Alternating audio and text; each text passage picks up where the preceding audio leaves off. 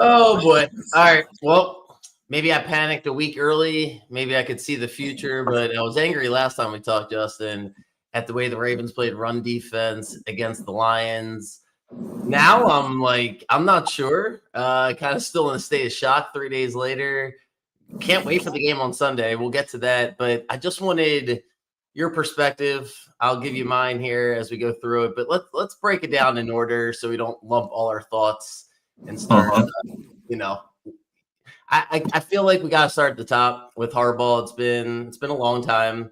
So why don't you just go ahead, take me through your journey with Harbaugh as the coach, where we're at now. He's not getting fired right this second, and I don't really care if you think he should get fired at the end of the year. I'm more interested in what your thoughts are for the rest of this year, what your confidence is in him, what adjustments you think he will make, or do you just feel like it's over with and we're looking at the 5 season where it was just a disaster in Billick's last year? So start with Harbaugh. What do you think? I mean, it's obviously rough right now. I think a lot of our talent and winning has covered up for his flaws, I guess, and the lack of his control during a game. And I've always thought this, but he doesn't really bring anything to the table during games. He's not really doing anything on the offensive end or the defensive end. He's just kind of there. And I mean, he's been riding talent for a while. And I think that it's not going to happen during the year. I'm not even that confident that if we don't turn this around, he's going to get fired, because there's something like him and Bisciotti have some sort of weird connection where it just seems like, I don't know if we're ever going to get rid of him. Kind of the same thing with Tomlin in Pittsburgh. I thought we needed to change regardless of what happened this year. And he just doesn't seem like he knows what he's doing. The one good thing he's always kind of had is he's like a good morale booster, and he always seems to have at least most of the people in the locker room like motivated to play. And he seems to have lost that now. Like looking back at the Lions game, maybe it's not players not playing well or the talent's not there, but it's like maybe the coaches don't have players behind them anymore. It's something weird is going on, and it's just bad all around, really. I don't know. Hopefully we can turn it around. Hopefully some miraculous thing happens, but I don't know if I can see it. What'd you make of the press conference this week? He wanted to focus a lot on the offensive play calling. Monken supported him this morning when I was listening to him, or this afternoon, whenever it was. Monken, thoughts on him, thoughts on the play calling. The stat that jumped out at me, I'm not sure if you saw it, but we're like one of the best rushing teams, first or second in the NFL on first and second down, but we run it the least amount on first and second down. So where do you land on the play calling, specifically last week with Kansas City? Yeah, I think I mentioned this last week in the Detroit game. We get pass happy way too often, and we don't run the ball like we should when we have the best running game or one of the best running games in the league. I don't really know why Monken decides to just get pass happy. The first drive was evident. We could run the ball, switch it up, play action, short plays. The touchdown play on the first drive was great. A little delayed screen in the middle to Hill. He's like losing his creativity, and it's so we're not running enough. It's pretty clear. It happened in the Lions game and happened in the Chiefs game. Like, I don't know why we have to drop back and pass 40, 50 times a game. That's not our style. 2 years ago, when McDonald was running the defense, the most amazing conversations you would have with your friends is, how do we keep getting pressure when we only rush 4 and we never know who's rushing the quarterback? Was always the answer. So the latent answer, if you didn't watch the film, was like, dude, we're doing a hell of a job of disguising what's happening. We used to confuse offenses, and I always use this term, create chaos for the offense, and we don't do that anymore. And he was still the defensive coordinator when we blew a couple of big fourth quarter leads. But that Chiefs game, his last game as our defensive coordinator, I mean, Mahomes was perfect on those couple of drives as the ball slipped into Kelsey. And, he made some adjustments in the second half. Maybe the Chiefs took their foot off the gas, call it what you want. If you play 5 quarters, we're going to win that game. And then he's gone. And what's the take on Zach Orr? Is it McDonald's like a one of one? Or could we upgrade from Zach Orr right now when you look across the league and you just watch football? Yeah, it's maybe a mixture of the two, but you mentioned it with the blitzes. Like, yeah, when we had McDonald, he was able to disguise things so well, use different players, drop some players dropping back. You didn't know who was coming. And it seems like with Orr, it seems so predictable. The offense can kind of read what's happening before the play, and then they just can pick it up super easily and just make a play where they want. I don't know if it's necessarily or what, but he's right now he's not cutting it. He's got all this talent, at least before some of the injuries, and we couldn't stop anyone. He's not getting the best out of the players. He's not coming up with the right schemes, the right blitzes to really make a difference at all. And teams are just kind of doing what they want. There was several plays that I can remember in my mind where Mahomes clearly saw a hole between two guys, and they just did a quick slant, and it was wide open for 8-10 yards. Like, I don't know how. It seems so easy for the offense to do anything they want against us, especially when thrown to the running backs and like quick passes and screens. Like, they're just killing us. Our linebackers can't run with them. Defensive line is nowhere to be found. And yeah, again, we're not getting home on the quarterback at all, blitzing or not. It's just a shit show. With that being said, though, they did hold them to 2 field goals before the wheels fell off the tracks last week. So it's 7-3. They scored every possession, though. Yeah, but that's the complementary football. That's what's missing from – I guess it's been missing for a really long time. That's why the statistics always look good, but the wins aren't there and in critical moments. And then after the game, you're always like, wait, what just happened? Why does it feel like we're the better team? And the answer is complementary football. So last week it was on Lamar, and then Lamar doesn't finish the game. And then the coach, whether it's hardball, it doesn't matter what the sport is, when the coach doesn't endorse the injury and you're like, yeah, I don't know if he could have gone back in the game. Well, then you're going to leave people like me and diehard fans who don't know any better to start reading things and trying to read between the lines. Yep. And where do you land on it? Like, what's the deal with Lamar? What's the deal with the injury? It's a hamstring. There's no video of him getting hurt, but yet, what are you going to do? Not believe that he's hurt, but then at the same time, you have circumstantial evidence that suggests, man, if you're that hurt, can we go into the tent? Why is the coach? What the fuck's going on? Like, what are your thoughts on it? Because I don't know. That's what I'm saying. It seems like something weird's going on where you just like, how are all of these players hurt with similar injuries? Like, is it like a few years ago we had all these guys hurt? It's like, what the fuck's going on with our strength and conditioning coach that all these players are getting soft tissue injuries? Or are they like straight up just quitting on us? Like, I'm quitting on the coaches. It's something. It seems more complicated than just all these guys happen to get hurt coincidentally. And maybe players are just like fed up with Harbaugh and his message is getting old. And I don't know. It sounds like a conspiracy theory, but you love those. So yeah, I'm just wondering if you have the hamstring injury, it felt like a weird way to handle. Like, normally you have a hamstring injury and it's like, oh man, that's devastating.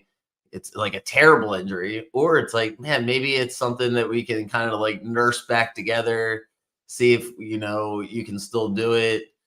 I'd like to see the play that it happened on. It was kind of weird. They showed like his last play, the replay, and they're like, it didn't seem like anything crazy, but like, also maybe it's been hurting him for weeks now. Like, he seemed hurt that last drive against the Bills, and that was partly I think they went over partly the reason why we maybe didn't go for it. And then, like I mentioned it last week, against the Lions, he just didn't have that same escapability that he has. Like, we know he has. And against the Chiefs, a couple of plays, like, he was running into some sacks where he usually doesn't. So maybe it's just been a few weeks where it's just built up, and now it's just at the point where he doesn't think he can play on it. I don't know. Part of it, yeah, the optics didn't look good. It seemed like he kind of quit on the team too. Yeah, feels like a relationship where, just was never meant to be between Harbaugh and Lamar. It kind of was like forced upon both of them. I don't think Harbaugh was the one that said, hey, let's draft Lamar Jackson. I think Harbaugh thought he could make another run with Flacco, and it didn't happen. and then Lamar saved his butt. But I think Harbaugh would prefer the Greg Roman offense. I think Lamar in the Monken situation, and as a Ravens fan, you're just like, can we just please win one more Super Bowl? It's been a long time, since we won one. I kind of feel like I've peaked as a Ravens fan at this point. As I watch people get more and more frustrated that I seem to be, I just can't stand not stopping the run. So I came away from last week being like, I appreciated the run defense. They kept him in the game, and then Lamar, and then you get back to being mad at the best player on your team when you feel like, deep down that game really was on him last week. You just can't turn the ball over like that. Well, yeah, and you bring up a good point. It wasn't on him totally, but that play clearly turned the momentum of the game. But I think that's the problem in and of itself with this team is like we're up 7-3, throw an interception. All right, it was bad. It changed momentum. We should have went up at least 7, but it shouldn't automatically force you to fall apart. And that's what is wrong with our team. Where's the leadership? Where's the moxie to be like, all right, we turned it over, so what? Let's get a stop. Let's get the ball back. We don't have any of that right now, and it's super frustrating.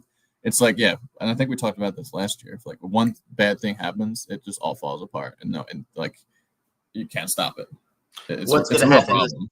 What's your take Sunday? Texans get an easy win, against the Titans.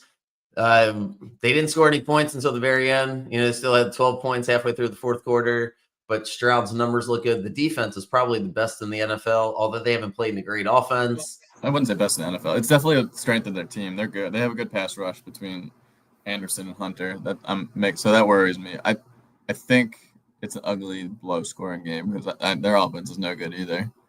We'll see what Rush is made of. I mean, clearly the game plan should be, although Houston probably thinks this too, get the ball to Henry, get quick passes to our tight ends, use Zay where you can because Zay is awesome. He's still showing his talent out there. So you got to get the ball to your players. Offensive line is obviously not good. So, again, get it out quick. And also, where the fuck is Keaton Mitchell? I don't understand why we're not playing him. It makes no sense. That's another issue I have with Harbaugh. Like, he's got, problems with certain players, or he's using special teams as an excuse to play Ali. I don't get it. I think it comes down to I think it's hard to say that he's not that smart.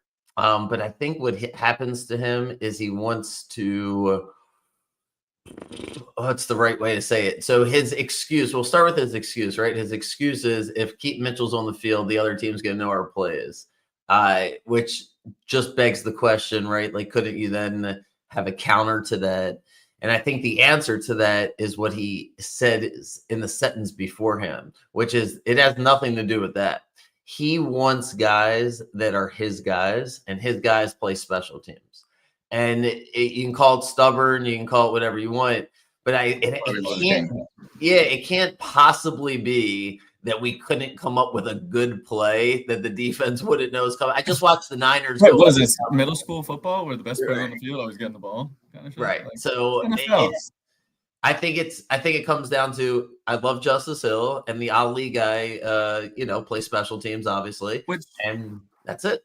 So, last week, Ali wasn't even returning kicks. What the fuck was he in the game? Why was he an active player over Mitchell? It's really boggling my mind. Not only that, but every Ravens fan is when Mitchell was. It's just the curse right now of being a Baltimore fan. But when he ran that zone whatever play, he bumped it outside against the Browns, and it's like, do we have the fastest guy is he faster than Lamar? And then it's like, all right, so Lamar, Henry, and Keaton in the backfield with Ricard leading the way, plus all of our tight ends. I think we're going to be unstoppable. And it's pretty simple. Is Keaton Mitchell a good football player? Yes. Put him on the fucking field. I know. What do you think of? He's one of your most talented players. You need a spark. Play the fucking guy. So you talked about some of the injuries, and then we'll put a bow on it. But you talked about some of the injuries. What do you think the defense looks like against the Texans? How do you think the Texans are going to play against us? Because we know the Ravens, like you said, we're going to try to run the ball, get some quick plays.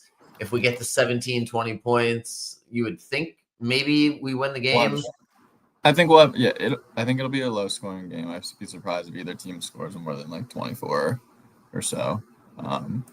Honestly, I don't even know if I'm gonna know everyone that's playing on the Ravens defense. We have so many injuries that like we're picking up guys off the street. I'm excited for the linebacker switch. I'm excited for the. Yeah, I know you were mentioning last week how bad Roquan's been. So I don't know how much worse it can get. He's out. All right, Hummel maybe plays middle linebacker. Simpson and Buchanan, who haven't looked good, get more of a chance. I mean, that's what it is. I'm interested to see if the Texans are going to come out and try to throw. If I was the Texans, I would come out aggressive and get the lead on us. If they decide to run the ball, they're not going to run the ball against us. I have a good feeling that the crowd will be into it.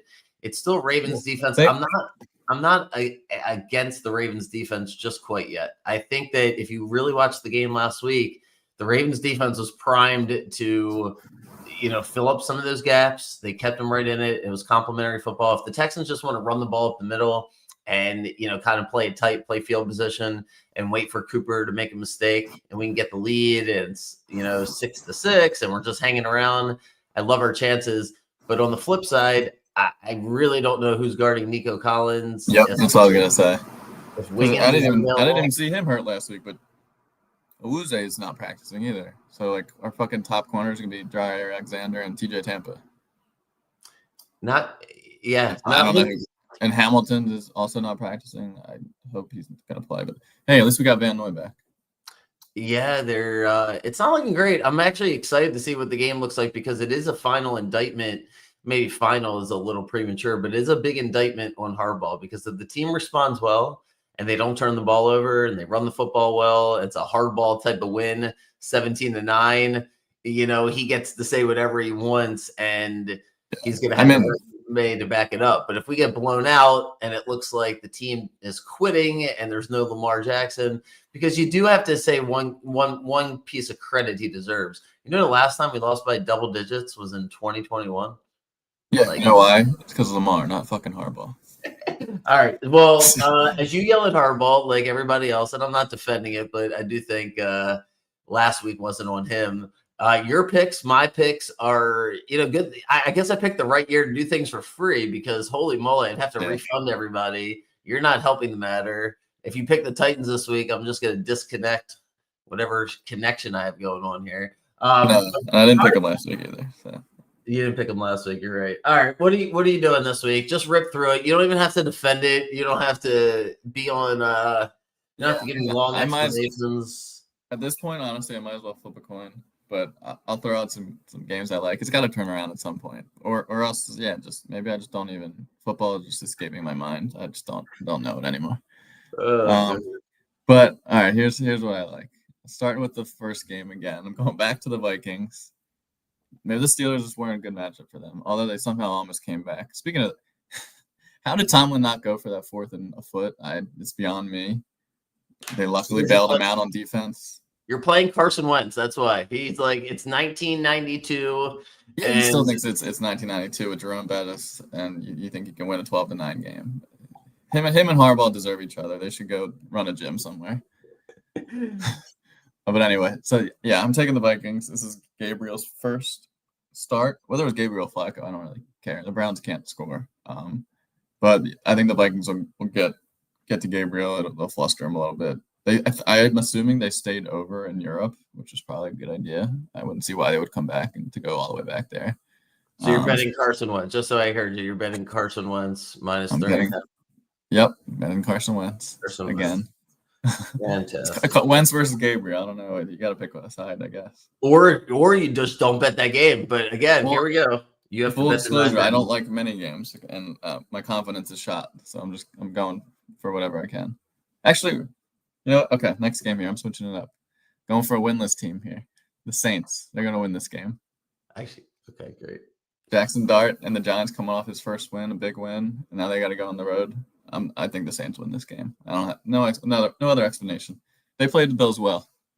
They played them tight. I think they win this game. Get their first win. Okay. I'm not going to take the Panthers again. Not going to succumb you to that. Although I think they win. The Bucs getting 3.5. Is Baker hurt? No, again? Everybody else on the team hurt. I don't really get I don't get that spread really. I'm taking the Bucs plus 3.5. The Bucs play every game close. It seems. I don't think Seattle's the type of team that should like. They're good, but being not big favorite, but a favorite like that, I think is a little too much. I think it's a a really close game. So I'm gonna take 3.5 with the Bucks. All right. Yeah, I don't. No one's gonna love this, but Bengals coming back home getting 10.5. I gotta hate go. the I gotta Bengals. go with that. I hate the I'll have Bengals. You know what? I had such a bad weekend. I was 1-2, but it felt like I was 1-9 because a lot of the things that I kind of like. Anyway, so I was 1-2. I was like, you know what? Monday night, just don't bet the game. I even said that to myself because you like the Bengals so much that something's got to be wrong because there's no reason you, Ryan, should be liking the Bengals so much. But you know what I did? I bought into the stupid shit that I said I'm not supposed to do, which is my preseason bet, which is I was like, the Bengals are probably going to win this division or at least get 12, 13 wins. Then Burrow didn't have their best player. Yeah, then he gets hurt, and I'm like, they'll probably rally so I can be right. And I hate Sean Payton. And of course, when you go up 3-0 like that on the road, it's like the best and the worst feeling because you're like, you probably should have gotten 6 on the first drive, not 3. Like the Niners tonight, we're watching, the Niners get 7 on the first. It's now you're in it. You're on the road, you get that 7 points, but you get 3, and then especially if you give up 7, and it's like, oh shit. And that's what happened to them. So anyway, you like the Bengals plus 10.5 against the Lions. I completely don't endorse that. Just getting back home after 2 really tough road games. This is like their last chance and Browning's got to turn it around. I think being a road favorite by that much, obviously the Lions will look good. I think it's too much. I think the Bengals will play it closer than the odds give them credit for. But also, I've been wrong, so I'll probably be wrong. You got a last one, or is that it? Was that 4? Yep, Vikings, Saints, Bucks, Bengals. Last one is the Sunday night game. Don't be the Patriots. Yeah, no, I am. You got the Bills are really not that good. I was looking at it this morning. This must be the easiest schedule I've ever seen for a team. This is their 3rd home game in a row, and they play. This is their 4 games in a row: Jets, Dolphins, Saints, Patriots. What? I mean, I guess 3 of them are in the division, but what the fuck is this? This is their 4th home game in 5 weeks. Also, this is their 4th night game in 5 weeks, or 3rd night game in 5 weeks. They have another one next week. Sorry. Like, what is the love obsession here? Like they really want Allen to get a Super Bowl, I guess. I don't think they're that good. This division game, I think the Patriots, I didn't love them going into the year, but I think they can play them tough. The Bills' defense does not impress me at all. The Saints came a couple times from taking leads in that game. You know who their next 2 games are? Yeah, I do. The Falcons and Panthers. Jeez. And then they get the Chiefs actually at home. That's nuts. Yeah. Wow. That's a Sunday afternoon game too, instead of a night game. All right. Well, let's see. You got to be right once in a while. Yeah. I'm just messing with you. It's not like I'm doing much better. But yeah, the Bengals set me into, and I'm not doing baseball. You know what the worst thing about baseball is to be right about the game 100% right the following game. Like the game that you bet on, you get wrong. And then the next game, you're like, no. That's exactly what I said was going to happen last game. That's what happened to the Tigers today. I'm like, the Tigers are going to win this. Like I could just feel that they're going to win. Like, I don't know. I don't have great explanation behind that, but that's how I felt yesterday, right? So then they lose. And then today, instead of just being like, you know what, I knew they're going to win, and Flaherty's coaching, I'm like, I can't keep betting baseball. I'm not doing this in the middle of the afternoon. It's Yom Kippur. I'm not supposed to be doing this anyway. And here we are. So, yeah, don't worry. Baseball hasn't been that much better to me either. I liked the Guardians and Padres today. I wanted Kitcher won, so we got him still going. Who else is alive for the Orioles? Former Orioles. Obviously, the Padres got knocked out. That was our main stuff. I can't. Austin Hayes for the Reds. He's gone. No, they're out. Anyone on the Phillies? I don't know. I'm not talking about the Orioles. I got to listen to Mike Elias's podcast before I give my. The funniest thing I did see somebody posted was like wanted some sort of like who wants to be the Orioles GM, where you don't know what your job is, you have no say by the time you know what your job is, and then you report to the guy who wants all the credit. Anyway, we'll do Orioles another time. Go Ravens. You going to the game? Yep, I have this one too. Oh, jeez. All right. Of course, the Yankees are winning too. Ridiculous. Yeah. Yep. It'll be. Oh, yeah, we got Tom there to root for. There you go. Is he still on the roster? Yeah, maybe. But yeah, going to this game should be It'll be interesting. At least it's supposed to be a really nice day, like high 70s and sunny. That's what we got going for us. Well, the beauty of being a fan is you get to bitch for 6 days and about 19 hours, and then you get to, pretend like it matters for 5 hours and root for the Ravens. Yeah, I mean, the one thing, like we got Cooper Rush for a reason. He's a really capable backup, so maybe if you didn't watch the preseason, you would feel better about Cooper Rush. If you watch the preseason, you're like, I think Cooper Rush was betting against the Ravens in the preseason. It's the only explanation you could think of. Yeah, because he played several games last year for the Cowboys and was solid. Yeah, he got good money. I mean, if you think about it, they paid him. Yeah.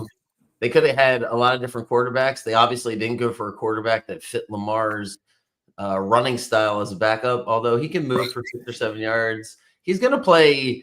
I doubt he's the reason that we lose the game. I would imagine that we're competitive. I imagine it's going to be a fourth quarter game. We'll see if Houston's not explosive. They don't have a good offense. Stroud doesn't impress me at all. So, yeah. Like I said, I think it'll be a close-ish, low-scoring, kind of ugly game, and hopefully we can pull it out. I don't know. Loop's been impressive. That's one good thing we got going for us. Maybe hit the game winner.